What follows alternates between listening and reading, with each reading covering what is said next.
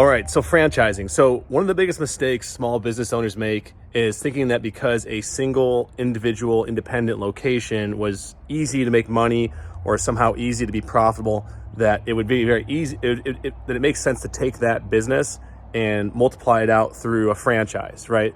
When in reality, like a business's franchisability or your ability to franchise a concept has nothing to do with the actual business's use case, right? So like say you run a fitness studio and you happen to open a fitness studio in a location and you made some hires and everything went really, really smoothly and you made a ton of money and you're like, man, I should franchise this, because if I franchise this, I can get a small piece of every other one of these businesses that makes the money the same way. That is where the short-sightedness happens and often presents itself, is in thinking that because this single location made a lot of sense, after you opened it and found out it was profitable, that you could easily like copy, paste, and stamp it out. When there's actually a couple other variables that have a lot more to do with your ability to be a good franchisor, because being a good franchisor in itself is a business outside of what the franchisor actually sells, okay? So the way, in order to understand this, you have to understand the way that franchises make their money. Is franchises usually make their money off of a fee that you collect either upfront or annually, plus a royalty that's paid on a, regular basis, whether it be like monthly or quarterly or annually. You're collecting some sort of royalty of the revenues that location brings in, right? Now, in exchange for what you're charging for, and there's a scale here of franchisability of like what the franchise is providing, and the franchise is really just a licensing agreement, right? Franchising is a licensing agreement to say like, okay, you're going to pay me a sum of money in exchange. I'm going to provide you licensing for a number of systems, and those systems could just be marketing systems. They could just be for the brand, the rights to use the brand in your marketing, because maybe the brand has power. And then, or it could be like the SOPs and the operational systems, or it could be the sales systems. It could be the franchise, it could be everything, right? Some franchise models are like, you get pretty much like a totally cloned business of the original concept, and you're pretty much a silent owner of it, right? But that's not most franchises. And also most independent business owners who think they can do franchising don't understand that franchising is a legal game, right? And that like like most of it is a legal game, and that what they're paying you for is for a set, like cookie cutter set of templates and operations and SOPs plus training. And here's the thing is like, we often don't give ourselves enough credit as the original creator of a concept, and understanding that we might have some intangible skills that the average person who's looking to invest in a franchise has no ability to understand what it's like to carry out, right? And I know this because I do consulting right now for over 600 gyms, and I've owned a bunch of gyms, and I've consulted on a bunch of really, really successful gyms. And I've even consulted for some big franchisors, including like Orange Theories and F45s and things like that. I'm talking franchisees who own like 80 locations, multiple states, these are big corporations, like multi 8-figure and 9-figure corporations in and of themselves, who are just franchisees of a much larger billion-dollar franchisor.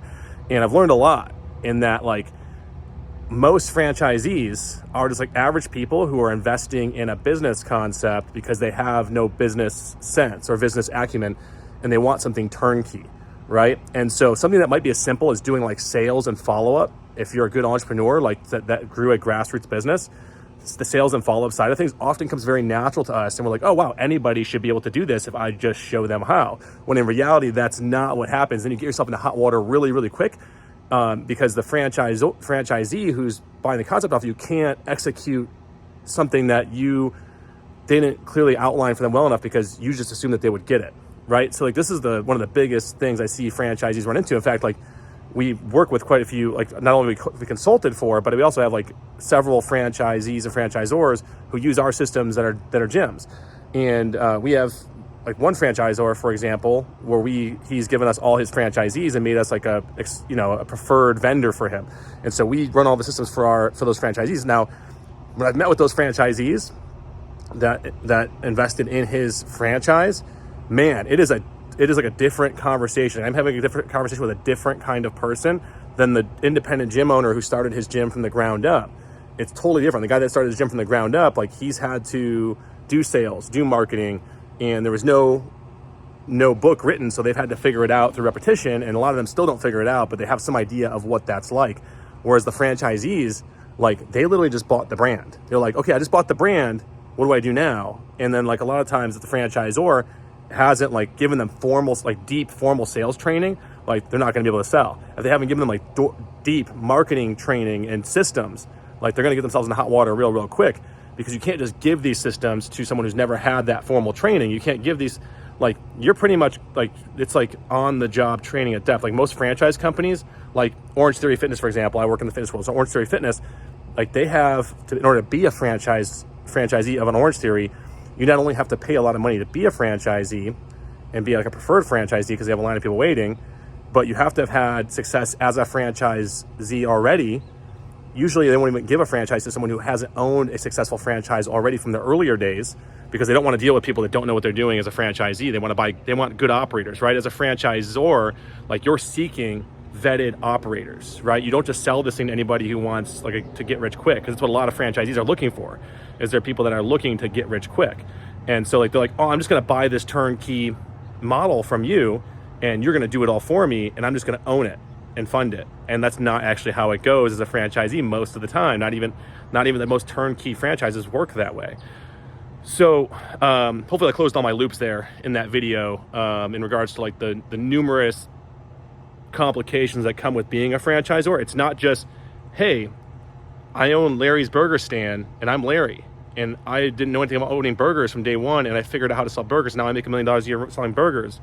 If I can do it as Larry, you know, the non-college graduate who never went to formal business school, then surely I can show Tommy how to do it.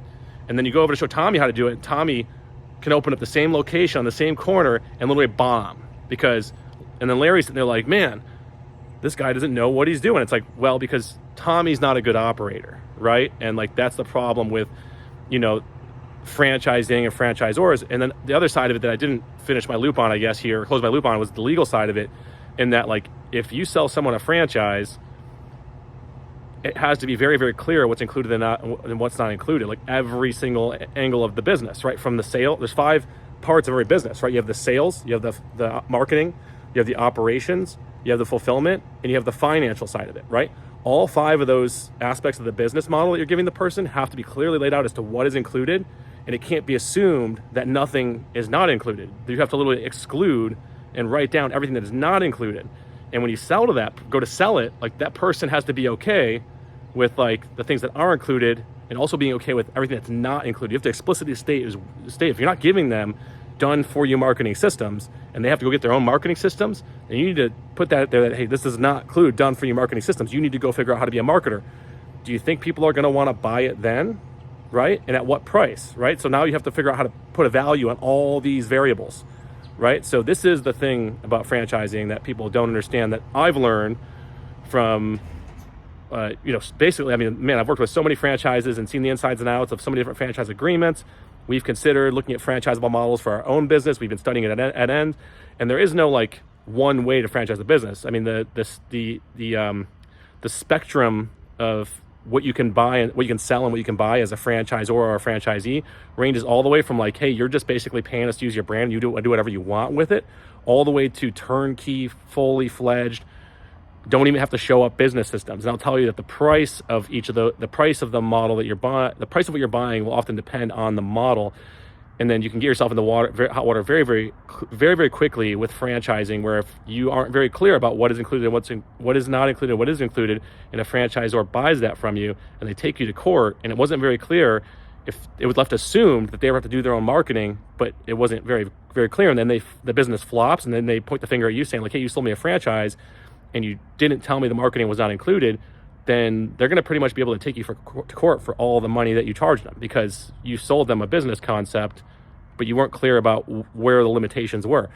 So anyways, that's franchising in a nutshell here, guys. That's how franchising, how you can get yourself in hot water with franchising. Now, if you're someone who's really, really good, like a very, you know, you understand those, you know, you have good legal, you have this all dialed in, if your original location is SOP'd out to where, like, if your original location, if someone else can show up tomorrow and pick up the manual on the front at the front desk and like run your business turnkey without ever having done it before, then maybe there's a 10% chance you could turn it into a successful franchise, because that's just step 1. The next 70% of it is legal and itemization and all these things to protect yourself. And the last 20 or 30% is like finding a good operator that like can actually go and do all the things that are in that manual, because people aren't great instruction followers, right? So even if you do have a manual on the front desk that could literally tell them how to run this thing from day one to success without having ever done it before, then you have someone that can actually go and take action on it, because there's information and there's action. Those are the two components that are required to be successful in business, is you giving them all the right information, and the SOP is clearly laid out from marketing, sales, operations, fulfillment, and finance. And then from there, them actually being able to go and carry them out at the level that you did with the original location, which most of them cannot, because most people who buy a franchise, especially for the first time, are people that have a job, that want a side hustle, that have made some money, and like, hey, this would be a cool way to make some money on the side, is open up Larry's Burger Stand, right? Like, I love burgers, so why not open a burger stand, right? And then they sign up for the franchisee, and they don't take action, and not half the things you give them, and it flops, and then you're in trouble because you weren't clear that certain things weren't included. And one more little tidbit is that most franchisors who go into franchising, the ones that have done it successfully, usually before they even sell one franchise agreement for one location, it's usually a standard that you at least have 3 to 4 flagship locations. That's like a minimum. Most franchisors, before they go into selling one single location, they themselves have been able to open up 4 or more flagship locations. And the reason why you also open up 4 flagship locations is so you have like demo locations that you can let your franchisees tour and also use to train with, right? And what you do is, for each of those locations, you go and you put an operator in place that can run that location without you. If you can prove that you can open up like 3 more clones of your original location that can run with an operator without you at a profit, then you have a franchisable model. So that's like another litmus test for knowing if you even have a franchisable model, is that you have 4 total or more flagship locations that are running turnkey with an operator and are profitable. If you can do that, then you have a concept that you can go ahead and take to market and look for franchisees, and probably strike up some pretty good deals, because you can show them, like, hey, we have 3 locations and 4 different locations in 4 different markets that are all making a 20% profit margin on top of the operator making a $100,000 a year salary. So that's it. Hopefully it's helpful for you guys. If you're an active gym owner and you want some guidance, coaching, consulting systems to grow, build, and run your gym successfully and professionally, you can go to biglittlegyms.com, and we will talk to you soon. Bye.